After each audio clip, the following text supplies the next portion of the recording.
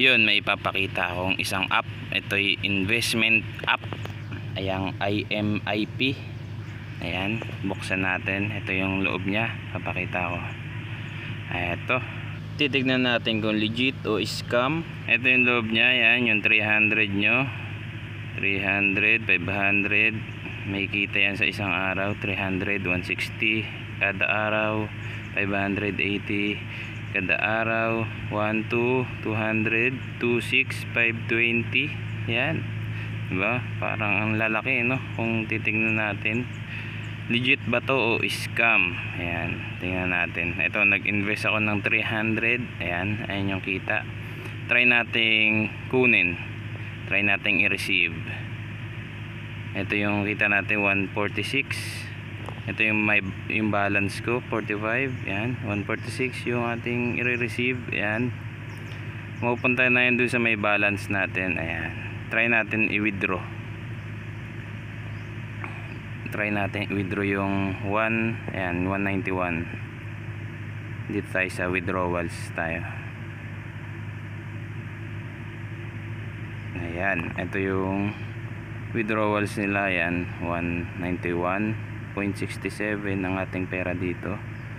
Withdraw natin ngayon. Ito yung nandiyan yung mga rules and instruction ng withdrawal nila. Ayan, okay natin. Mag-insert tayo ng amount, withdrawal amount dito. Try natin 150. Sana ma-withdraw. Try natin. Ayan, meron silang 15% na bawas sa 150. So try natin ibang amount ang i-withdraw natin. Try natin ng mga 170. Ayan, 144 yung ma-withdraw natin, no?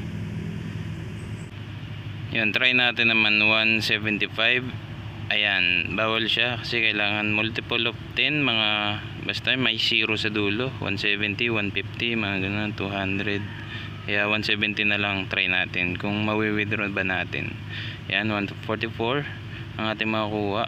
Ayan, pupunta na yan sa GCash daw, sabi.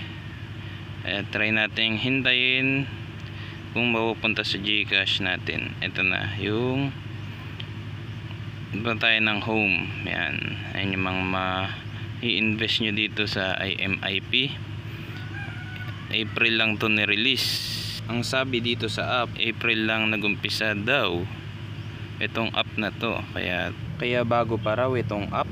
Dito magre-recharge. Yan, 300 ang pinakamaliit, Maya or GCash. Yan, 500 o kahit magkano ang inyong i-recharge. Try natin kung legit ba talaga tong app na to. Tignan natin. Dito tayo sa may home ulit. Ayan.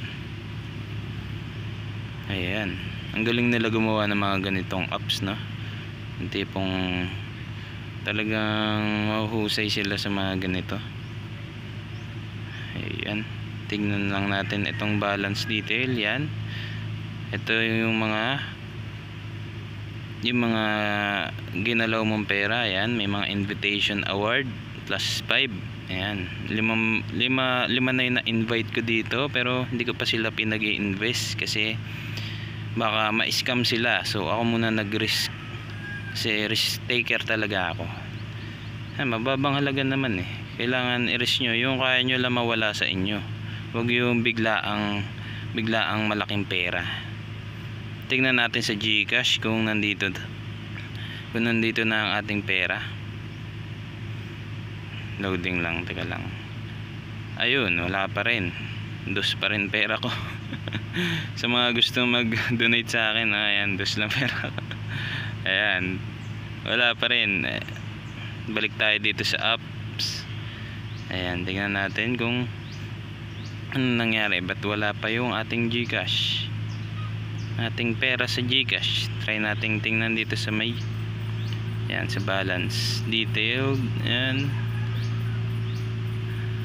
ayan, ayun, naka frozen 170. Naka-frozen ang ating money. Hindi ko alam kung bakit. Ayan siya. So, hindi siya na-withdraw. Bakit kaya? Ito yung success daw dito, pero doon sa balance details is frozen. Ito, may pera pa tayo. Try natin i-withdraw ulit. 375.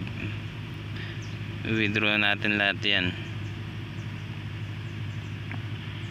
Try natin kung mawi-withdraw ulit, kasi yung sa ano hindi na-withdraw eh. Ayan. Basahin natin tong nakasulat dyan. Ayan. 1 to 24 hours daw ang... Sige, try nating hintayin kung sa loob ng isang araw papasok. Yung 170 na winidraw ko, halos 3 days ko nang hinintay yun. So wala pa rin.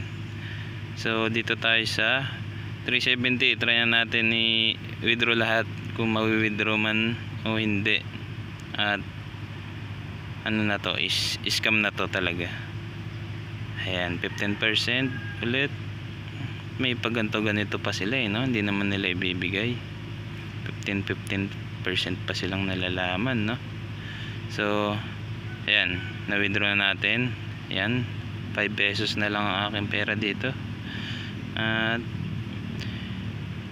tignan natin, ayun, waiting ang ating 370. Yung 170 natin, 3 days ng tulog, hindi pa rin napupunta sa ating GCash. At itong 370 natin, try nating isang araw hintayin, ha. Itong ating 370 kung mapupunta sa ating GCash, malamang hindi, kasi nga scam sila. At ayun, eto na, wala pa rin talaga. Dos pa lang ang aking pera. Kaya kung sa mga gustong mag-donate dyan, ayan, yun pa rin ang ating inbox, 300 na pinadala ko dun sa app. Ayan, dos pa lang ang ating pera. Tingnan natin ulit itong apps kung nandito. Wala pa rin, frozen din ang ating 370. Ayan, frozen din siya. Para silang mga longganisa, hotdog, no, naging frozen na sila, no. Ayan, ito yung date na inano ko yung money winidraw. At wala talaga. Sablay, itong apps na to isa tong scam. So mag-ingat kayo sa mga papasukin yung ganito. Kung risk taker ka, dapat mag-research ka bago ka pumasok sa mga ganito. At dapat yung pera na i-invest mo is yung kaya mo lang mawala, hindi yung malaki. Yeah, mga 300 lang, kaya naman yan, baba lang naman yan. Huwag kayong magpadala ng mga malalaking halaga, yung mga pang tuition nyo, yung uutangin nyo pa. Isang malaking kalokohan mga ganitong apps, no? Hindi kayo yaman sa ganito, huwag kayo magmadaling yumaman. Eto, may mga na-invite pa naman ako 5. Ayan, hindi ko na sila pinag-invest kasi nga delikado, baka mag-invest sila ng malaki tapos ma-scam sila, ako pabalikan nila, no? Ito, may treasure pang nalalaman, no? At yun, ito yung bangko na lalagyan nyo ng GCash. Ayan, tama naman yung nakasulat dito sa akin GCash. At sila lang talaga yung hindi tama. So inuulit ko, yung mga mag-take risk sa mga ganitong apps, dapat yung mga pera na kaya nyo lang mawala, at huwag kayong uutang na malaki para dito sa apps na to. Isa tong malaking kalokohan. Ngayon meron akong ipapakita sa inyo. Ito, ayan, frozen pa rin. Ayan, naging hotdog na ang ating pera, 370, frozen pa rin. May papakita ako sa inyong isang apps. Itong waiting pa. Yan, waiting pa rin siya dyan. At itong apps na to is kanila rin, no? Nagbago sila ng apps. Try nating pakita. Ito na sila. Pico ng kanilang apps ngayon. Diba mo, ang ganda ng apps nila, oh. Yan. Sobrang galing nila gumawa ng ganito, no? Makapanloko lang. Sa bagay, milyon-milyon kasi kikitain nila dito kapag nag-invest kayo ng marami, 'di ba? Pansin nyo ba yung umiikot sa gitna? Yung ayan.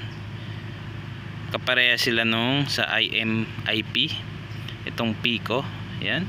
Iniba lang nila ng konti, iniba lang nila yung design, yung kulay, pero parehas pa rin sila, no?